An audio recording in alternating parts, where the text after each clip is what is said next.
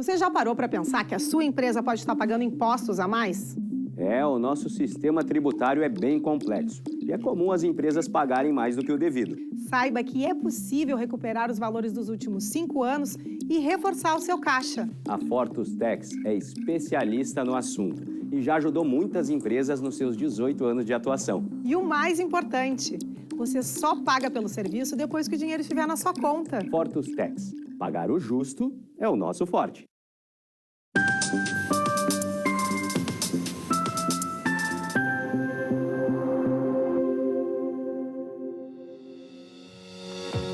Olá, está no ar o programa Papo Certo de hoje. Comigo, Amanda de Oliveira e João Custódio.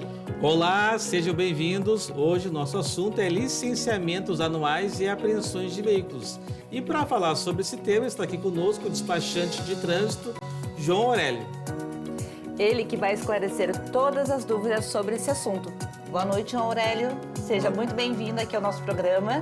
Boa noite, muito obrigado pelo convite e espero corresponder à expectativa. Muito obrigada. E você aí de casa, se tem alguma dúvida sobre esse tema, nos envia sua pergunta pelo nosso WhatsApp 3051 3029 8080, que o João Aurélio vai responder todas as dúvidas aqui do programa. Nós voltamos em 30 segundos.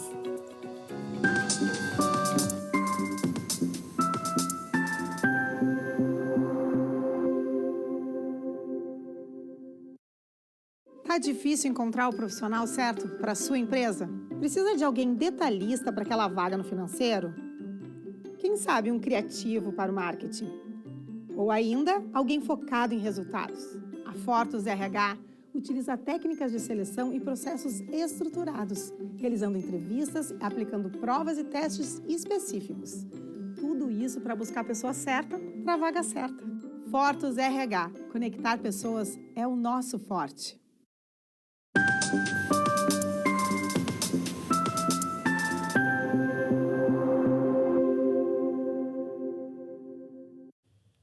O Papo Certo está de volta e você já pode interagir através do nosso WhatsApp 51 3029 8080 para tirar todas as suas dúvidas. Eu gostaria então de agradecer novamente a presença do nosso convidado de hoje, João Aurélio.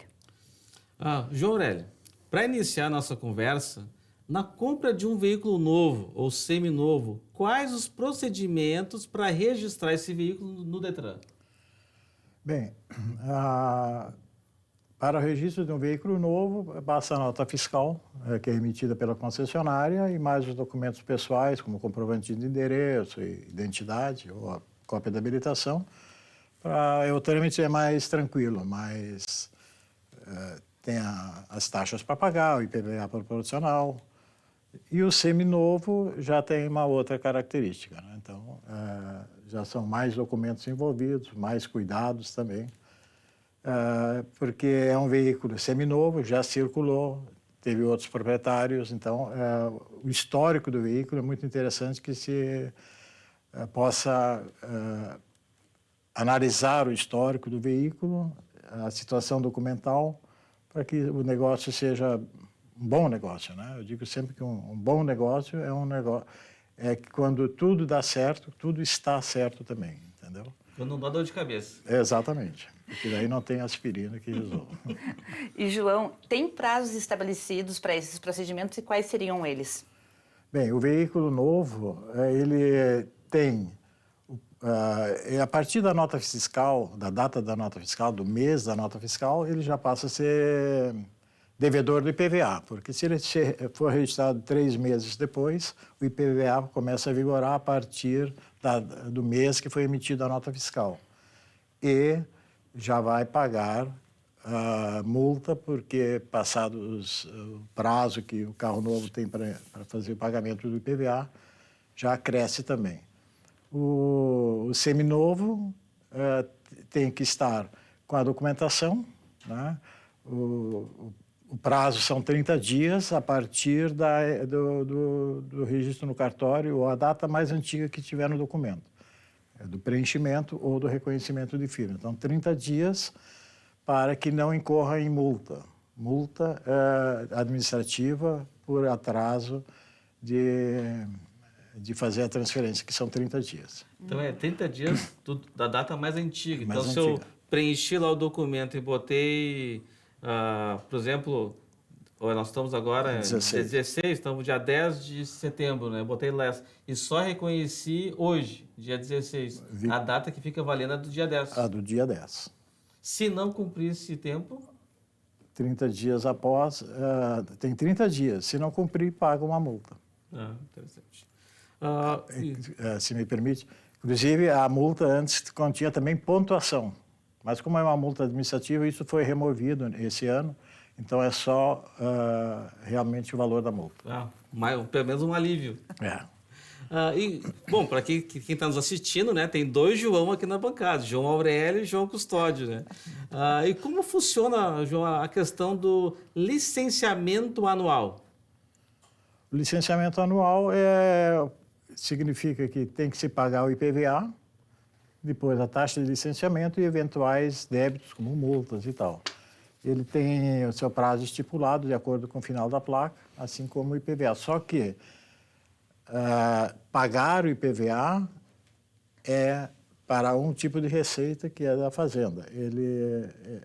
E o documento, para ficar habilitado para trafegar, tem um prazo, é próximo, é quase os mesmos prazos, para ter o licenciamento. Então, ele tem que pagar a taxa de licenciamento e eventuais multas ou outros débitos que tiver. Aí, então, ele está habilitado para trafegar. Então, assim, ao pagar o IPVA dentro do prazo estabelecido, eu já fico obrigado a pagar o licenciamento e as multas se tiver? Não, se não tiver. O prazo de licenciamento, ele era sempre até o final de abril. Esse ano, agora, em função de todas essas condições que nós passamos, ele foi estendido até junho, durante o mês de junho, final de 6-0, e o mês anterior era maio, era para final de 1-5. Então, agora deve voltar à rotina anterior, que abril vencem todos os finais de licenciamento. Então, ano passado a gente teve 2 meses a mais para pagar. Exatamente, inclusive o Estado também ele ampliou o prazo de parcelamento do IPVA, justamente pelo reajuste elevado que teve o IPVA de seminovos, ele ampliou. Primeiro era para parcelamento pelo Estado, janeiro, fevereiro e março. Em abril, cota única. E esse ano, então, poderia ser até junho a última parcela. Então, foi ampliado, mas isso foi uma medida para 2022. Agora, vamos ver no ano que vem, acredito que volte ao sistema antigo. E o senhor acha que essa medida deste ano ela ajudou ou prejudicou os proprietários de veículos? A medida veio ao encontro do problema da alta elevação do IPVA dos veículos seminovos. Porque o que regula o IPVA do seminovo, né, do novo, é o valor da nota fiscal. O IPVA do seminovo, ele é regulado pela tabela FIPE de outubro do exercício anterior.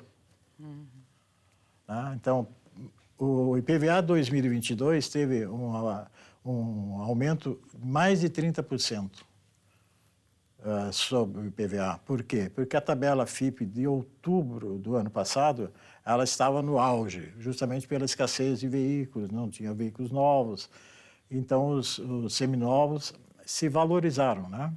Então, um carro, por exemplo, que valia normalmente 100 mil no mercado, estava sendo vendido a 125, 130 mil até, dependendo do estado. O carro se valorizou e o imposto também se valorizou.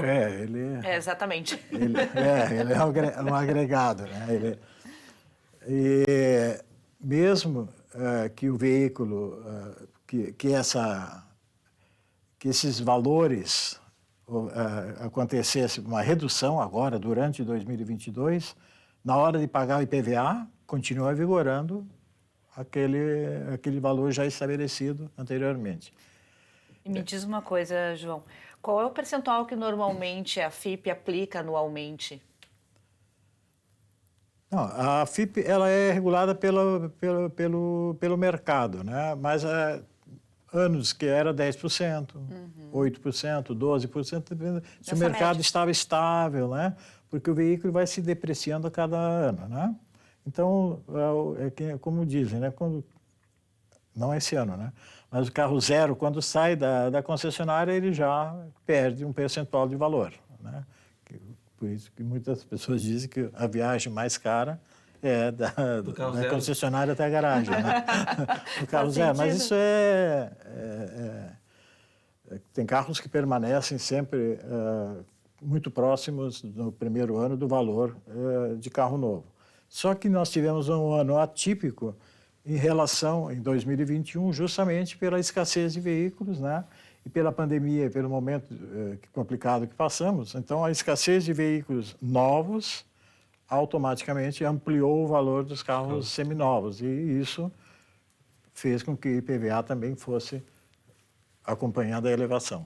Perfeito, obrigada. Seu João, se a pessoa não consegue pagar o IPVA dentro do prazo estabelecido, já vai estar sujeita à apreensão do veículo? Vamos supor, 30 de abril tinha que pagar o IPVA e o licenciamento. E a pessoa ficou... em quanto tempo ela tem? Tem mais algum tempo assim, para até o carro ser apreendido? Não, esse ano foi estendido, mas como tradição janeiro, fevereiro e março para quem vai parcelar o IPVA e depois os finais todos de licenciamento venciam 30 de abril.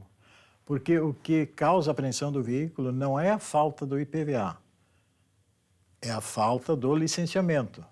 Uma coisa é vinculada à outra, né? Mas o licenciamento é o documento que permite a circulação do veículo, né? Tanto que é licenciamento, né?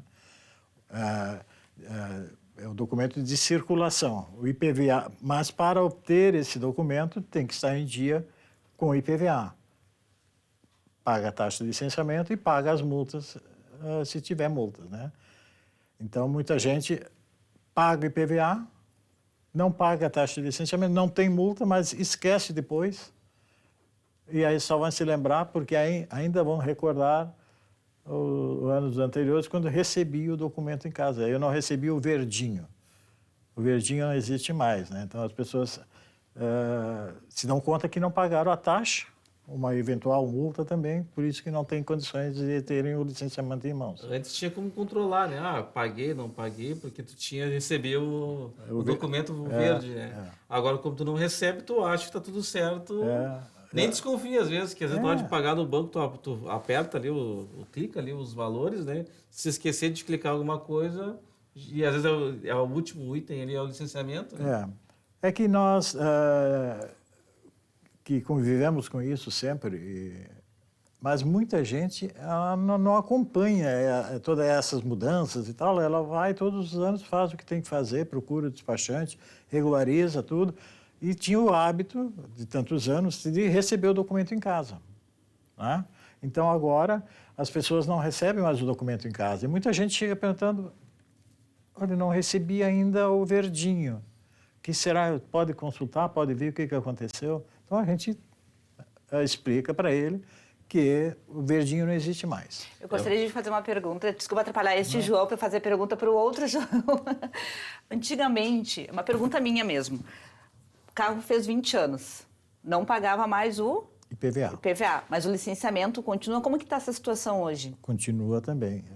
Carros com 20 anos de fabricação não pagam mais IPVA, a menos que haja alteração da legislação. Mas com 20 anos o carro é isento de IPVA, mas não da taxa de licenciamento, nem de portal licenciamento e nem isento de multas, né? Quer dizer, ele só não paga IPVA.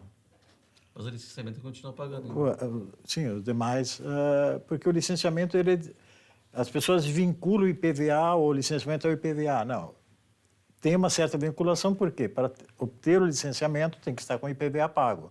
Se ele está isento do IPVA, ele tem que continuar pagando a taxa de licenciamento para obter o licenciamento. Então, ele não pode ter débitos como multa, nem a taxa, e vai ter que continuar apresentando o licenciamento que é para poder circular. Uma questão, eu estava conversando antes, a gente fala de carros antigos, mais de 20 anos, né? Mas carros de colecionador, tem carros de colecionador que vale 200, 300 mil reais um carro, uma placa preta que a gente fala, né? É. Ele também está isento do IPVA? O que regula o IPVA, a cobrança do IPVA é justamente o tempo de existência desse veículo. Então, são 20 anos, né, a partir de 20 anos de fabricação é isento de IPVA, independe de ser um carro... Ele vira um carro de colecionador justamente pela idade dele, né, e pelo estado dele, né? Então, para ser um carro para placa preta, ele tem que ter, no mínimo, 80% de originalidade. 80%. Né? Então, aí ele se torna um carro realmente que possa ter placa preta, né? Como é conhecida a placa para carro de coleção. Mas ele continua, mesmo assim, para circular, tem que ter o licenciamento, não paga IPVA, mas tem que pagar a taxa de licenciamento e eventuais multas, provavelmente por excesso de velocidade, né? O senhor comentou também da questão que o veículo, né, o valor que é utilizado para cálculo do imposto é o mês de outubro do ano anterior e depende um pouco do valor do mercado do carro. No passado, extraordinariamente, foi um ano atípico, né, que teve essa valorização dos carros usados, né? Então, aumentou o IPVA. Mas qual o percentual que é calculado o IPVA? Quantos por cento que é calculado sobre o valor? 3%. O IPVA de veículos particulares, tal, ele a referência é o valor do carro, tabela FIPE, e o índice de 3% sobre aquele valor. É o mesmo valor, o índice aplicado para veículos novos sob o valor da nota fiscal. O percentual é o mesmo. É o mesmo. O que vai variar é o valor do carro, da FIPE. Exatamente. Do carro, Hoje, ou da nota fiscal que vai... Exatamente. Hoje nós estamos, todos os carros usados, nós estamos com o valor de seminovos, né? Justamente porque a tabela FIPE estava no auge e a tabela FIPE de referência sempre é de outubro do exercício anterior. Perfeito, então. Nós vamos antecipar um pouquinho o nosso programa, porque chegaram muitas perguntas dos nossos telespectadores, então vamos lá, né? Vamos lá.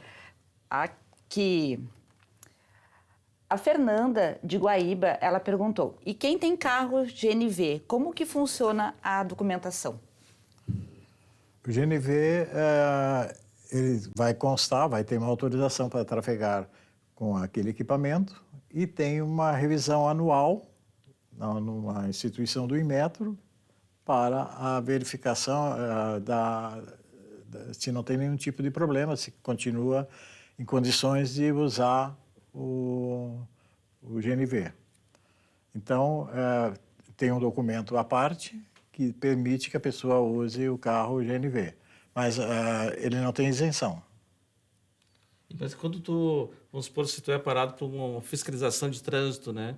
A pessoa só apresenta o documento do carro e da habilitação, ou também tem que apresentar esse documento adicional do GNV, que ele está autorizado a ter um carro GNV? Se a fiscalização for justamente para conferir os itens do veículo, se está tudo funcionando e tal, aquele é um documento que tem que se portar, que é justamente para comprovar e para a fiscalização saber se está em dia ou não.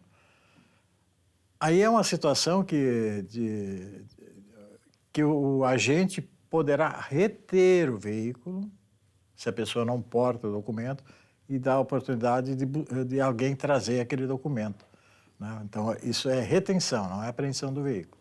Então, assim, desculpa, João.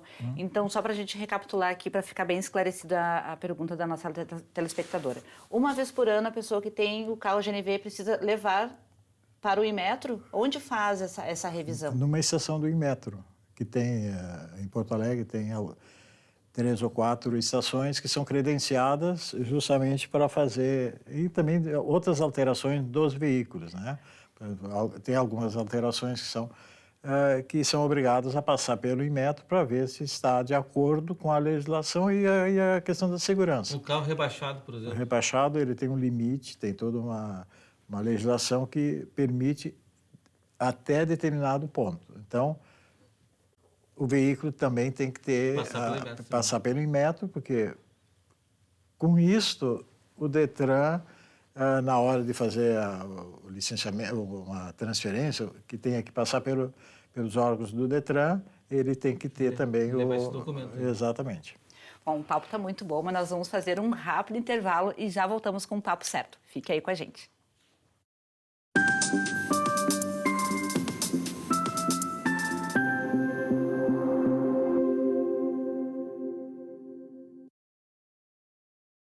Em tempos de juros altos, margens reduzidas e incertezas, rever estratégias é fundamental para manter o seu negócio competitivo.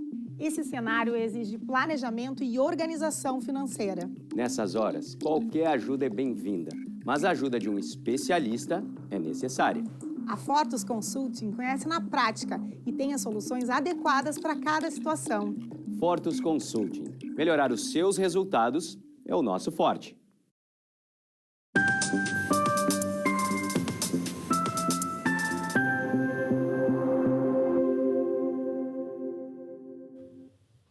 Voltamos com um papo certo, lembrando que de segunda a sexta, às 8 da noite, estaremos aqui ao vivo e contamos com a sua audiência.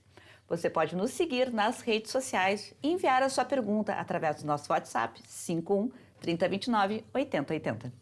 Temos conosco hoje aqui o despachante de trânsito, famoso e muito conhecido, João Aurélio, né? Além do... quantos anos de... 53 anos. 53 anos aí de atuação, né? Uma pessoa que conhece bastante, né? Bom, João Aurélio, e além do atraso do licenciamento, quais são outros motivos que podem causar o recolhimento do veículo?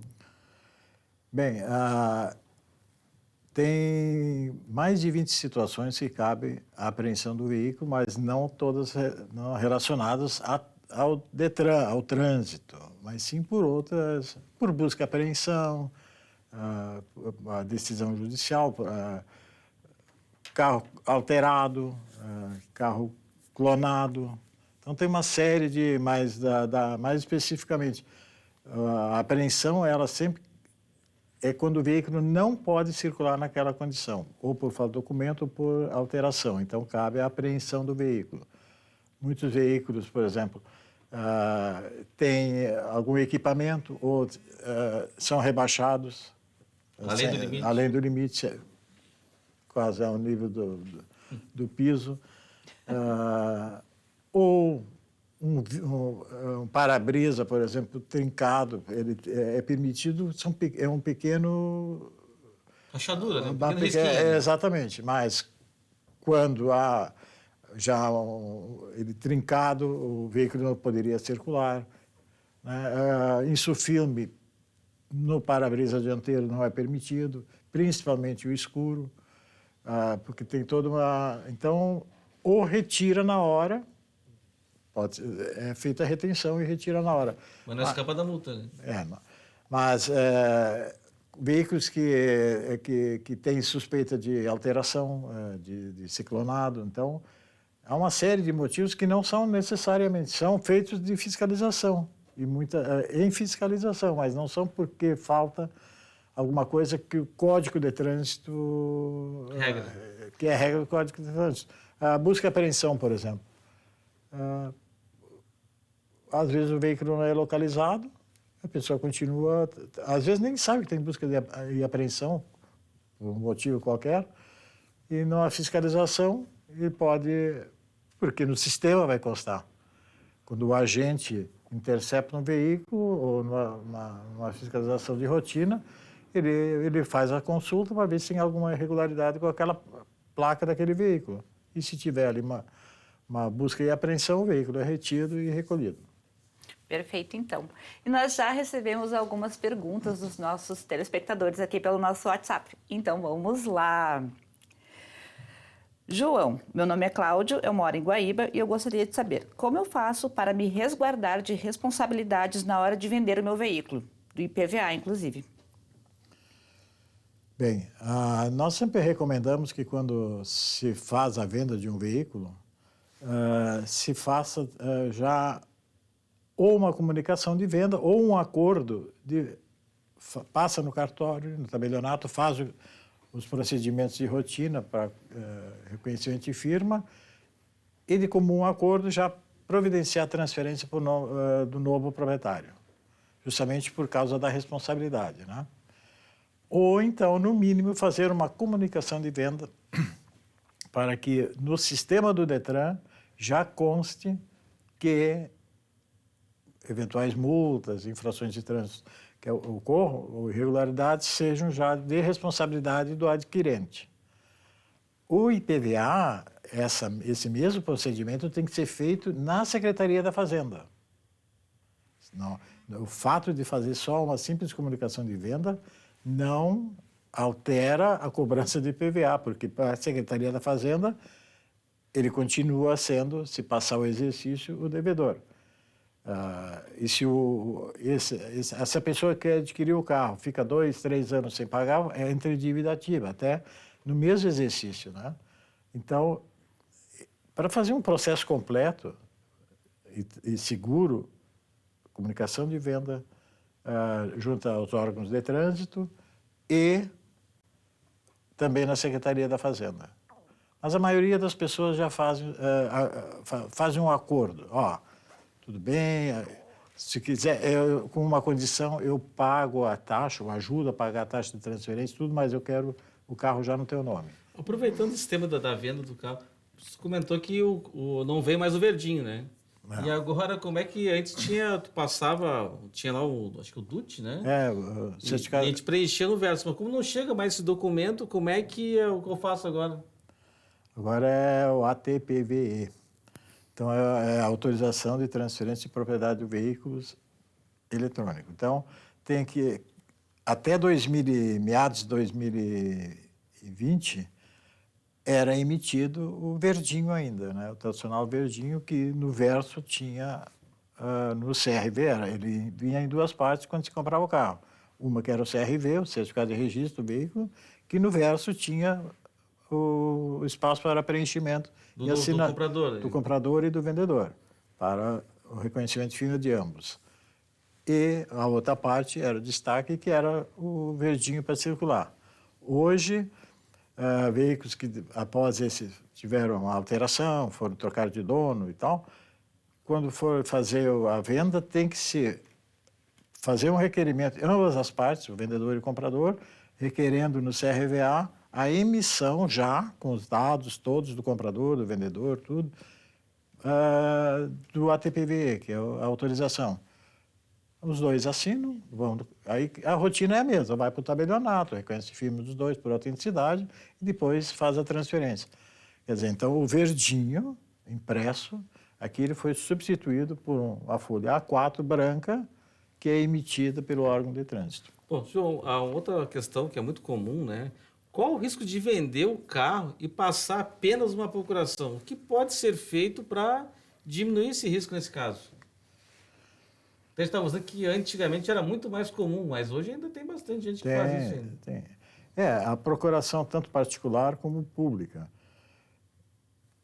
É que quando se faz um documento, uma venda com um documento por procuração, a gente dá todas a autonomia para o que for o procurador fazer com o carro o que ele quiser. Pode vender, assinar a venda, pode... por isso, ela não permite muitas vezes que ponha em seu próprio nome. Então, por isso, nós sempre orientamos. Se vai fazer uma procuração, faz a procuração com todas as responsabilidades que a pessoa vai ter para o procurador, né?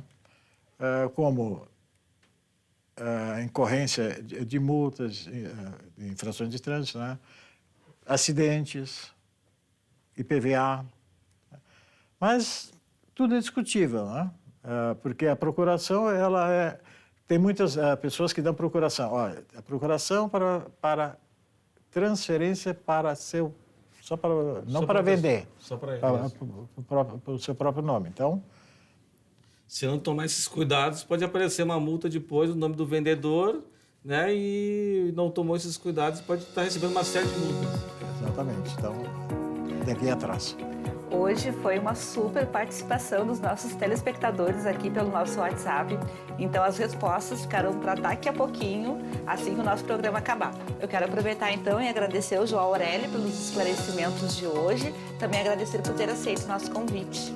Eu que agradeço a oportunidade de poder colaborar aí com algumas informações a respeito de circulação de veículos, de propriedade de veículos. E são à disposição. Eu que agradeço realmente a oportunidade de participar de um programa tão importante. Obrigado pela sua audiência. Lembrando que o Papo Certo é reprisado de segunda a sexta, às 7h30 da manhã, aqui na Ubra TV. E nós voltamos então na segunda-feira ao vivo para mais um Papo Certo, com o Dr. Gustavo Casarim, falando sobre as formas de contrato de trabalho. O que precisamos saber? E se você tem alguma dúvida sobre esse tema, nos envie aqui para o nosso WhatsApp, 51 3029 8080. Até lá!